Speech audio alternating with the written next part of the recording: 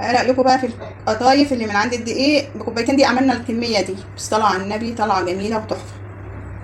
عليكم يا حبايبي، ازيكم عاملين ايه؟ ان شاء الله تكونوا بخير يا رب. هنعمل النهارده قطايف من اولها بقى لاخرها، بس هنعملها بطريقه حلوه قوي بعد كده. دول كوبايتين دقيق، معانا كوبايه سميد بسبوسه، معلقه سميد بسبوسه، معلقه نشا، معلقه صغيره سكر، معلقه صغيره بيكنج باودر، ربع معلقه ملح، معلقه صغيره خميره. دي كل الخليط الناشف على بعضه. هنحط كمان معلقه لبن بودره، معلقه لبن بودره كده، هي معلقه كبيره لبن بودره. اشتركوا في القناة وفعلوا الجرس. ليه ده حبيبكم؟ يلا شوفي بقى، هنحط الخليط ده. احنا عاملين العيار دوت كوبايتين دقيق بديت. هنحط في الخلاط كوبايتين ميه، وهنحط عليهم الدقيق، وهنضربوا كل الخليط ده في قلب بعضيه، وهنجيلكوا تاني بقى. طيب يا حبيبي، احنا هنعمل ايه؟ القطايف بالجبنه. معانا دول بقدونس، وبعدين بقدونس كده، وقطعنا كمان معاهم قرن فلفل، وهنحط جبنه عليهم، جبنه بونت، او اللي عايز حادق يجيب جبنه اسطنبولي. بتبقى يا جماعه بالخلطه ديت مع القطايف احلى من الحلو كمان. هناخد الخليط ده ببعضه، وهقول لكم بقى ايه هنشوف هنعمل ايه. كده العجينه بالصلاه على النبي سيبناها حوالي كده بالظبط ربع ساعه او تلت ساعه، مش اكتر من كده، لا خمرتش ولا حاجه. هنفضها بقى في شفشه عشان كمان ايه، لو فيها خمر نضيعها. العجينه ناعمه وزي الفل. ضربناها حوالي دقيقتين او 3 دقايق كمان في الخلاط. انتوا عارفين بقى يعني الست التيتا الكبيره ديت بتبقى ايه، مش قادره تعمل حاجه على ايديها. احنا حطينا طاسه على النار تسخن، ومسحناها بمنديل كده، يعني حاجه خفيفه قوي على اول مره دي. فهنحط كده ايه الحجم اللي انت عايزاه بقى ايه.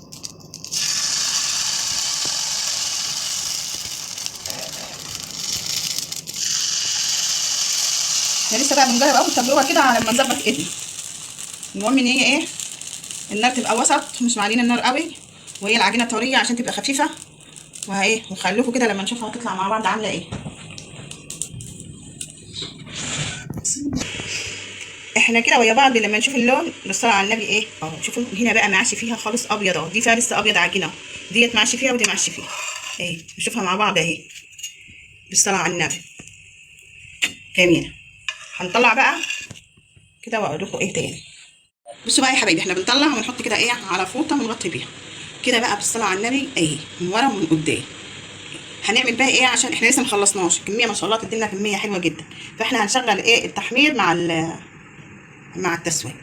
اهي هنحطها فيها الجبنه كده، بتبقى طعمها بقى جميل جدا. احنا يعني حتى لو تبقى مقبلات جنب الاكل كده جميله جدا. اهي شوفوا بتلزق وحلوه قوي اهي الصلاه على النبي جميله جدا. اهي هعمل ايه نروح واحده تاني. شوفوا ما شاء الله طريه وحلوه ازاي. اهي شوفوا مستويه من فوق وبيضه من تحت حتى، يعني طالعه ما شاء الله صحه جدا.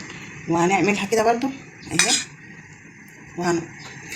هي لسه سخنه على فكره اهي، بس احنا عملناها في وقت متاخر بقى، وعايزين نحمر على ما نخلص ايه عناه كده. وهنكمل بقى على الطريقه دي. شوفوا بقى يا حبايبي بالصلاه على النبي ايه، طلعت عملت الدايه الابيض اهي، شوفوا جميله. وهنقلي بقى قدامكم اهو اللي هي ايه اتحمر حشناها. احنا لسه شوفوا مشغلين النار عليها اهي، ومشغلين الآلية علشان ايه الوقت ما يسعفنا. احنا كده بقى هنعمل ايه، ما عندنا شويه عسل من ساعه ما كنا عاملين الكنافه اللي بالمانجا، اللهم صل على النبي، في الثلاجه وشوفهم ولا عمل سكر ولا حاجه زي اللي بيقولوا عليه مسكر ده. هنعمل احنا بقى ايه شويه مسكرين. ده ايه مكسرات، زبيب وفول سوداني وجوز الهند، ممكن معلقه سكر كده كمان ده بيتحلى. وخلاص على كده خلاص اهي شوفوا الزير الابيض الجميل اهو. وشوفوا كلها بالصلاه على النبي والله طالعه جميله جميله اهي. ولسه لسه بنعمل فيها على فكره ما خلصتش. اللهم صل على النبي، هيدونا كوبايتين دي هيدونا كميه حلوه قوي. يعني كل ما تبرد كمان كل ما هتبقى طريه اكتر كمان، الطريه زي الميه اهي.